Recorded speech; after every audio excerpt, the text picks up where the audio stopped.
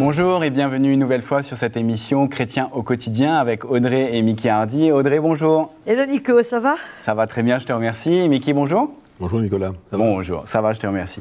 Merci à tous nos fidèles téléspectateurs et téléspectatrices pour les émissions qui nous ont suivis durant les dernières semaines, qui nous ont écrit. On vous remercie beaucoup. On essaie de traiter toutes vos demandes et toutes vos questions, soit directement sur Internet, soit par des émissions. Aujourd'hui, le thème de l'émission, c'est Chrétien et ses finances, et on va essayer d'expliquer au maximum ce thème important pour un chrétien. Mickey, c'est toi qui vas commencer. Quand on préparait l'émission, tu nous parlais du rôle primordial des offrandes, des dons, tout ce qu'on peut appeler autour des finances, pour la vie spirituelle d'un chrétien. Je crois que pour le chrétien, il ne peut pas dissocier sa vie spirituelle avec ce que le Seigneur lui donne. Ça fait partie de sa vie chrétienne et il ne peut pas ignorer l'importance de porter au Seigneur ses offrandes, ses dons, appelle ça comment tu veux. Mais au début même, j'aurais aimé mettre quelque chose de clair. Peut-être que ça va vous étonner, mais le chrétien n'est pas obligé de porter une offrande ou un don à l'Église. Il n'y a absolument aucune obligation de sa part, parce qu'il est libre. Donc ça, c'est un autre sujet, mais il faut que les chrétiens comprennent que tout vient du cœur. Et que si on veut donner au Seigneur, on le donne avec tout notre cœur. Et donc le chrétien a vraiment besoin de comprendre que son don qu'il emmène au Seigneur, c'est de tout son cœur. Et de tout son cœur, c'est parce qu'il aime le Seigneur, c'est parce qu'il aime l'Église, il aime le royaume de Dieu, il aime l'avancement du royaume de Dieu. Et donc, ça devient normal pour lui. C'est pourquoi dans les églises aujourd'hui, quand on parle une offrande, on parle de 2, on parle de 3, etc. Tout ça, c'est pas tellement important de partager aujourd'hui. Mais je crois que ce qui est important, c'est que le chrétien comprenne que tout ce que le Seigneur lui donne, tout ce qu'il lui donne, ben, c'est une grâce de la part de Dieu. Et qu'en retour, il devrait pouvoir avoir ce cœur pour soutenir le royaume de Dieu, l'Église, qui a tellement de besoins. Les besoins de ce que les dirigeants de l'Église doivent avoir pour vivre, la vision que l'Église a, le salut des âmes. Il n'y a rien qui se fait aujourd'hui sans argent. Donc l'Église a besoin de l'argent pour son programme, ses activités, et surtout l'évangélisation et tout le reste. Et maintenant, si l'Église a une vision quelconque donnée par le Seigneur, ben, le chrétien doit avoir ce désir de pouvoir participer sans même qu'on lui demande. On voit ça dans la deuxième épître de Paul aux Corinthiens au chapitre 8, comment il y avait une offrande qui avait été organisée pour les pauvres, les chrétiens de Jérusalem.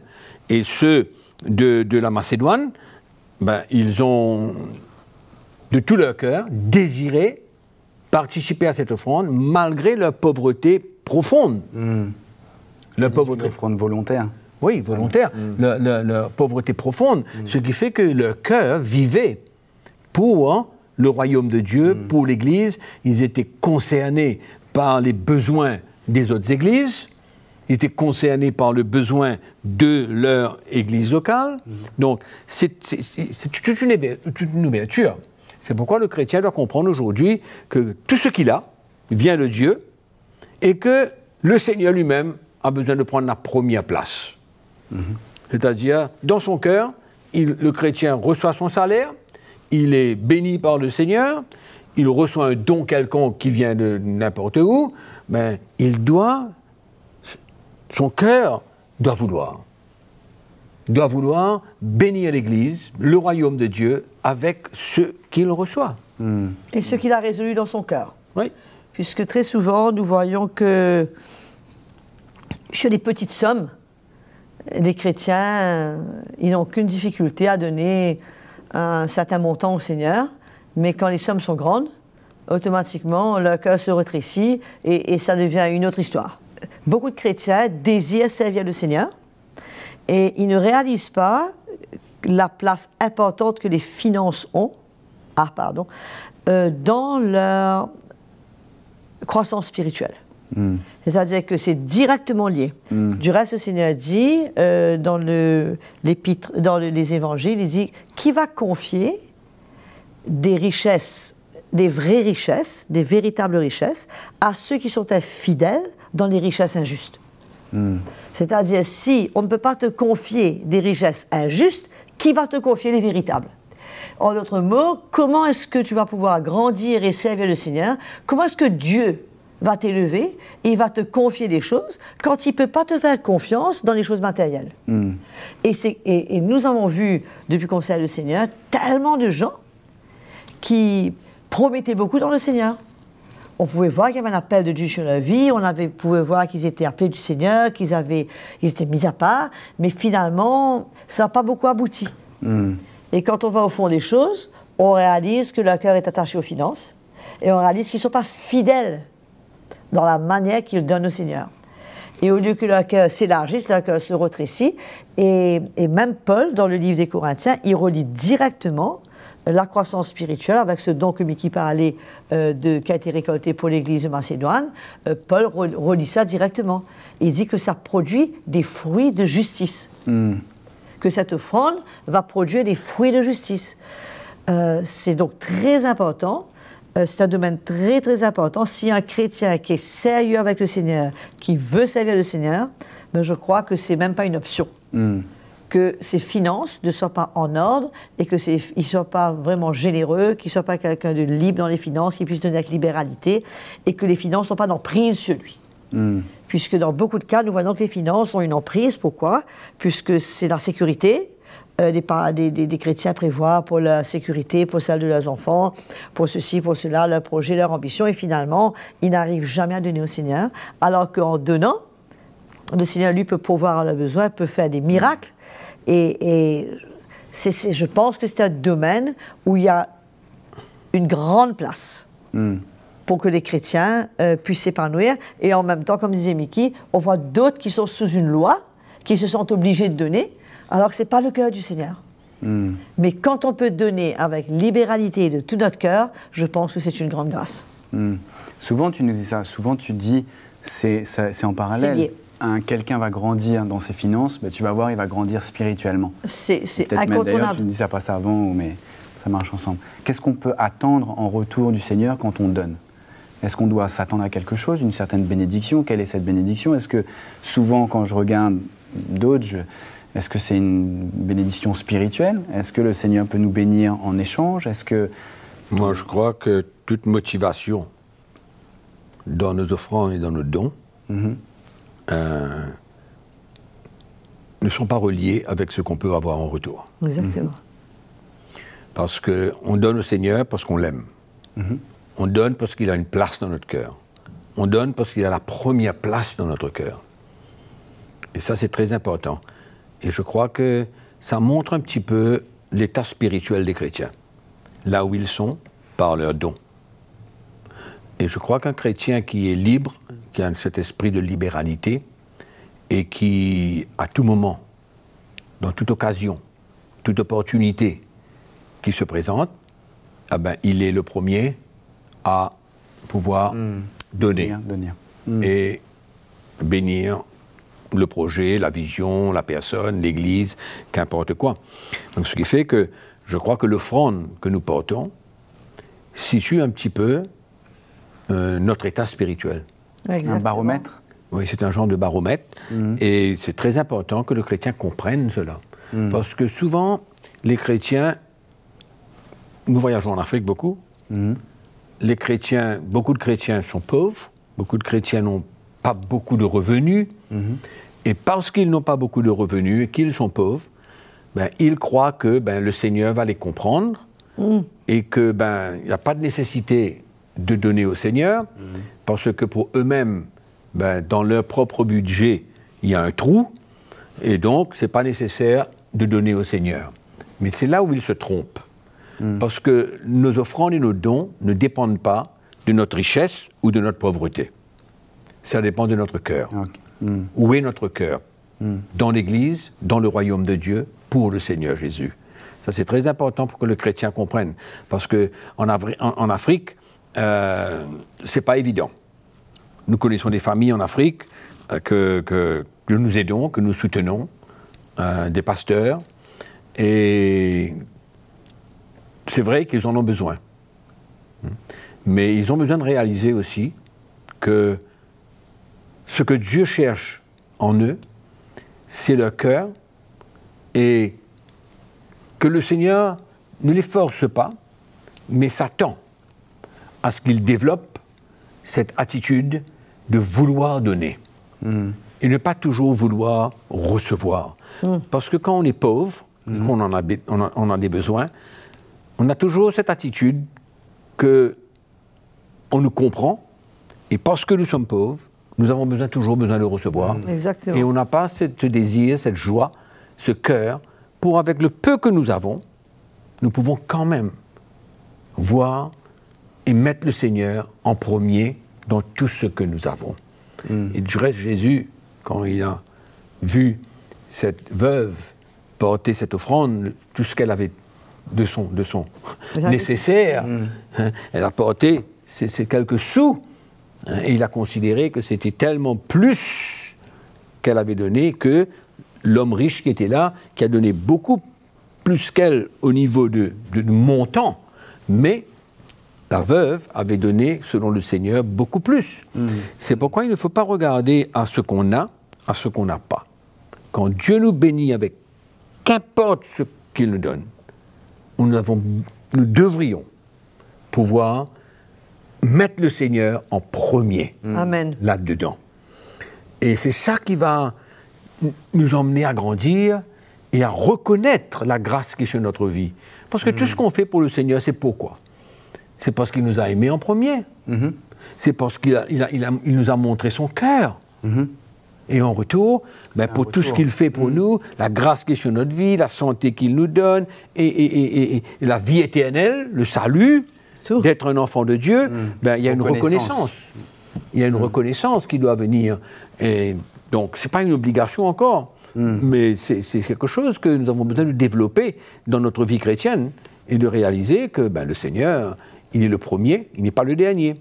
Il n'est pas, notre offrande, c'est pas la petite chose qui va rester là. Quand on a fini de tout faire, tout ce qu'on a besoin, nos projets. Quand on a résolu quelque chose, ça veut dire que quand on a décidé. C'est Paul qui dit, le premier jour de la semaine, que chacun mette de côté ce qu'il a résolu dans son cœur. À cette époque-là, c'était la semaine. Aujourd'hui, ça peut être le mois, ça peut être les 2 semaines. Mais c'est ce que Paul dit. Et je crois que c'est important l'aspect des finances. Moi, comme tu sais, Nico, j'adore partager ces finances. C'est un domaine qui me tient vraiment à cœur. Et j'aime beaucoup aider les gens dedans.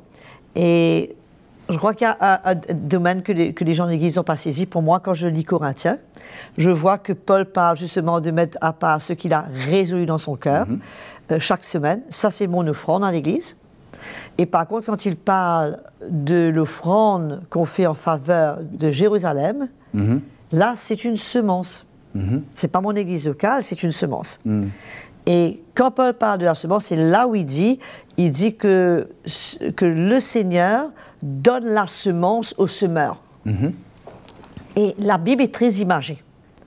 C'est comme quelqu'un qui possède un terrain et il a récolté une citrouille et dedans il y a des graines. Et ces graines ne sont pas destinées à être consommées. Ces graines sont destinées à repartir en terre. Mais malheureusement, beaucoup de chrétiens mangent ces graines. Et en le faisant, ils se privent de la bénédiction. Et quand la pluie tombe, il n'y a rien en terre. Il n'y a rien en terre. Il n'y a rien en terre. Et c'est tellement important d'avoir un cœur pour les semences. Et pendant qu'on parle des semences, je crois que c'est bon de préciser que beaucoup de pasteurs utilisent cette parabole des semences pour relier cela au don. Et c'est très clair dedans, la parole de Dieu dit que la semence, c'est la parole de Dieu. Ce n'est pas des euros dans ce cas précis de cette offrande, de ce passage, cette parabole. Et ils disent, ah ben, si tu sèmes, tu vas avoir 100%, 60%. Mais la Bible elle-même dit que cette semence dont elle parle dans ce passage, c'est la parole de Dieu et ce qu'elle fait dans nos vies. Donc comment on peut bien souvent utiliser la parole de Dieu d'un contexte complètement différent, mais pour son intérêt, pour son temps. Voilà. Donc en ce qui me concerne, moi, j'aime beaucoup donner. Je trouve que j'aurais voulu avoir encore plus pour pouvoir donner, parce qu'il y a tellement des besoins. Il y a des besoins autour de nous toute la journée, que ce soit pour le royaume de Dieu, que ce soit pour les pauvres, que ce soit pour les animaux, que ce soit pour les enfants, que ce soit pour les jeunes. Il y a toujours des besoins, les vieux. Et quand on a un cœur qui est libre pour donner, on trouve beaucoup de joie à saisir toutes ces occasions que le Seigneur met devant nous pour donner. Mais aussi, attention, puisqu'il y a beaucoup de chrétiens qui ont, comme Mickey a dit tout à l'heure, ils ont leur propre compréhension de leur don. Ils donnent où ils veulent, ils soutiennent ici, ils soutiennent là-bas, mais ils ne soutiennent même pas comme il faut leur propre église locale. Nos anciens, on est censé prendre soin d'eux. Si on va dans l'Ancien Testament, qui c'est les Lévites, ils n'avaient pas d'héritage. Ils n'avaient droit à aucun héritage, les Lévites. Ils n'avaient pas droit à aucune parcelle de terre, rien de ce que le Seigneur avait donné aux autres 11 tribus. Et donc, puisque le Seigneur avait réservé pour eux le service dans le tabernacle. Et donc, le Seigneur demande à son peuple, aux autres tribus, de prendre soin des Lévites. Et toutes les offrandes que Dieu faisait dans le tabernacle, ce n'était pas pour Dieu. Dieu ne mange pas des poulets, il ne mange pas des brebis, il ne mange pas des agneaux. C'était pour les Lévites, pour qu'ils puissent subvenir à leurs besoins. Mais on doit avoir un cœur pour le serviteur de Dieu, pour ceux qui nous conduisent, pour les missions, pour les évangélisations, pour les pauvres, les jeunes. Il y a tellement de choses, finalement. Ce que le Seigneur veut construire en nous, c'est quoi? C'est son cœur pour donner. Pour donner, oui. Dieu a tant aimé le monde qu'il a donné. Et c'est ce cœur que le Seigneur, je pense, Mickey pourra le dire, mais veut construire en nous. Un cœur qui aime donner et qui donne avec libéralité, sans compter, sans raisonner. Est-ce qu'on peut dire qu'il y a deux? Les offrandes qui sont pour l'Église, quand on fait part de nos richesses aux anciens, ou comme ils disent, à ceux qui te prêchent la parole de Dieu, les offrandes et les semences qui sont ce qu'on voit. Tout le reste. Tout le reste? Tout le reste. Tout? Les projets, les jeunes, les pauvres, peu importe qui, les veuves. Ouais, je crois qu'il faut faire attention de donner selon nos émotions. Certainement. Parce que beaucoup de chrétiens aujourd'hui, dans le monde, et beaucoup en Afrique, se laissent leurrer, embêter, tromper par les dirigeants d'église. Et beaucoup de chrétiens se laissent piéger émotionnellement. Embobiner. Émotionnellement. D'accord. Et ils se sentent presque obligés de porter une offrande parce que le dirigeant d'église, le pasteur, lui promet monts et merveilles. Et finalement, le chrétien arrive à développer une attitude où il donne parce qu'il veut recevoir davantage de Dieu. Ce qui n'est pas du tout notre motivation, qui ne devrait pas être notre motivation pour donner. Parce qu'on ne donne pas pour recevoir. On donne parce qu'on aime le Seigneur. Et on donne selon notre cœur. Mais aujourd'hui, dans les églises, il y a beaucoup de chrétiens qui sont pillés, qui se laissent émotionnellement emporter par un dialogue, un genre de langage chrétien, puisé, bien sûr, dans la parole de Dieu. Qui utilise souvent ce verset. Et donc, souvent ce verset, et d'autres encore, pour leur propre intérêt. Quand le chrétien, quand on parle de ses finances, c'est important qu'il comprenne la responsabilité de ce que Dieu lui donne. Il faut qu'il comprenne la responsabilité de ce que Dieu lui donne. Ce n'est pas à lui. Même si c'est dans ses mains, ça appartient à Dieu. Amen. Et maintenant, il doit être responsable de ce que le Seigneur met dans sa main. Et c'est pourquoi je veux peut-être encourager les chrétiens aujourd'hui à comprendre que cette responsabilité qu'ils ont est d'entendre la voix du Seigneur pour diriger leurs offrandes et leurs dons et non pas se laisser emporter, piéger par les pasteurs et les dirigeants d'Église qui ajoutent à leur tromperie la malédiction sur le peuple de Dieu si ils ne font pas ce qu'on leur demande là. Et le chrétien, dans sa crainte, dans sa peur, il se sent obligé. Obligé de porter son offrande.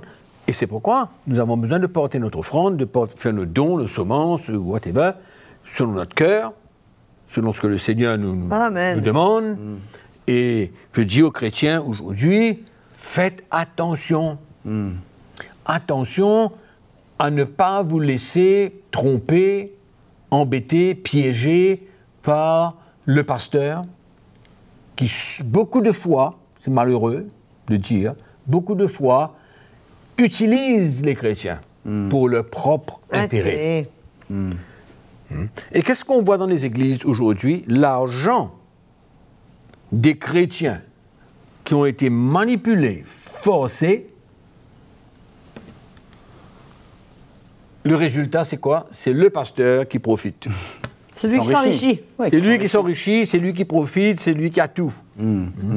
Et donc, le chrétien, aujourd'hui, il faut faire attention à ce qu'il devienne responsable de ses finances et non pas sous une autorité charnelle de la part des pasteurs. Parce que le Seigneur regarde au cœur. Et ce qui est terrible, c'est que souvent, les chrétiens arrivent à un moment donné à être dégoûtés, découragés. Ils ont été blessés. Ils ont été promis Blessés. 1001 choses. Ils n'ont rien. Ils n'ont rien. Ils ont été complètement dépouillés de tout. Et c'est malheureux. C'est pourquoi aujourd'hui, je veux dire aux chrétiens, attention. Attention. Et devenir assez sage et ne pas se sentir condamné, mais au contraire, de réaliser que le Seigneur nous rend libres pour donner autour de nous, de voir tous les besoins qu'il y a et de pouvoir soutenir tout ce qui est autour de nous et surtout l'Église du Seigneur pour l'avancement de son royaume et de l'Église, de la vision qu'il y a. Très, très important aujourd'hui que le chrétien considère cela. Dans beaucoup d'églises, il n'y a pas de vision. Du pasteur à sa vision Il n'y personnelle. a pas de projet. Donc les chrétiens viennent et ils sont encouragés de donner. Sans vision. Sans vision. Et souvent, les pasteurs ne disent même pas ce qu'ils ont fait avec cet argent. Ah, c'est sûr. Donc le chrétien, aujourd'hui, il faut faire attention. Les finances, c'est important. Il ne faut pas regarder notre pauvreté, ni notre richesse, ni tout cela. Le pauvre, comme le riche, est appelé à partager son cœur, à donner, et être généreux, et ne pas regarder. Moi, j'aime le mot semence. Et je crois aussi que c'est important, Nico, c'est très rare. Moi, ça m'arrive de voir la télévision chrétienne, pas souvent, mais souvent, des gens arrivent avec des projets. Et encore une fois, je pense qu'il y a encore une petite... faire attention là, puisque aujourd'hui, dans beaucoup de cas, des grands dirigeants d'organisations entraînent le cœur des chrétiens à soutenir des œuvres sociales. Au détriment de soutenir l'Église du Seigneur. C'est ce qu'on disait alors, la différence des deux. Et bien souvent, les chrétiens se sont engagés à soutenir finalement le ministère de M. XYZ, puisqu'il a un projet en Afrique, mais jamais M. XYZ revient pour dire, au début il a dit j'ai besoin de 100 000 $, mais il ne revient jamais dire. Je vois dans la construction du temple, David a dit assez. C'est bon, non, pas besoin d'en ramener plus, on a eu suffisamment. Et ils ne viennent jamais devant les mêmes téléspectateurs pour dire écoutez, on a eu ça, on a eu ça, et voilà ce qu'on a fait avec ça. Rendre compte. C'est tellement important qu'aujourd'hui, il y a un manque d'intégrité dans l'Église. Je suis sûr qu'on aura l'occasion de parler d'intégrité, mais ils ne rendent jamais compte. Et finalement, ces chrétiens ne savent jamais. Tout ce qu'ils sont sous une pression terrible. Donner, il faut appeler ce numéro-là, il faut donner tout de suite dans les 5 minutes là, puisque la bénédiction, c'est dans les 5 minutes, c'est dans les 10 minutes. Mais jamais ils arrivent avec pour rendre compte. C'est pour ça que nous, tous les ans, on tient absolument, et pas seulement tous les ans, si on arrive dans le peuple de Dieu et qu'on demande de l'argent pour un certain projet, ben, après on revient vers eux, on leur dit, écoute, on a une mission, je ne sais pas où, on demande de l'argent, ça a coûté tant, on revient, on rend compte, puisque ce n'est pas notre argent, c'est l'argent du Seigneur, c'est l'argent du peuple de Dieu, et on doit avoir une crainte de Dieu dans la manière, en tant que dirigeant d'église, d'une part, en tant que chrétien, d'autre part, une crainte de Dieu, comment on gère nos finances, et si vraiment on est ouvert au Seigneur là-dedans. Souvent, tu encourages, toi qui aimes les finances, à faire des budgets. Ah oui. Ok. Est-ce qu'en 30 secondes, ce qui ne nous reste pas beaucoup, mais l'importance de ça. Ouais. Juste, dis-nous, oui. Je trouve que c'est simple. Un budget, ça s'explique très simplement. C'est tout pays responsable. Quand il s'attend à recevoir la pluie, il va construire un réservoir pour la pluie. Et de ce réservoir, il y aura des tuyaux qui vont distribuer tous les canaux là où il faut envoyer l'eau. C'est la même chose pour notre budget. Parce que s'il n'y a pas un réservoir pour récolter la pluie, toute l'eau de la pluie va finir dans la mer. Bon, en tant que chrétien, notre budget, c'est quoi? C'est ce fameux réservoir. Il y a tant de revenus qui vont venir dedans, et quand ce réservoir vient dedans, il part automatiquement vers les tuyaux. C'est pour ça que je disais tout à l'heure que ce soit une grosse somme ou une petite somme, une grosse pluie ou une petite pluie, c'est le même pourcentage qui va repartir vers les endroits où c'est destiné. Le pourcentage qu'on a résolu, qu'il soit petit, grand, c'est ça le budget. Et c'est ça les tuyaux. Et c'est ça les tuyaux. Et je pense que un budget enlève toute pression financière, ça enlève des pressions et ça nous aide à être intègre dans ce qu'on fait et à vivre selon la réalité de ce qu'on a, pas selon le désir et pas selon le besoin, mais selon une certaine réalité et là, avec la foi. Tout ce qui est à dire pour terminer, c'est que le chrétien doit être vraiment responsable et de réaliser qu'il doit devenir un donneur. Amen. Un donneur. Amen. Et non pas quelqu'un qui le reçoit tout le temps, mais un donneur. Qu'il soit africain, qu'il soit européen, qu'il soit... qu'importe. Un donneur. Amen. Le chrétien donneur. Je vous remercie beaucoup d'avoir suivi cette émission. J'espère que vous avez apprécié toutes nos explications et le cœur du frère Mickey, le cœur de la sœur Audrey. N'hésitez pas à nous écrire une nouvelle fois sur nos plateformes. Je vous dis à très bientôt. Merci beaucoup Audrey. Super Nico, merci. Merci Mickey. Merci beaucoup. Merci beaucoup. Au revoir.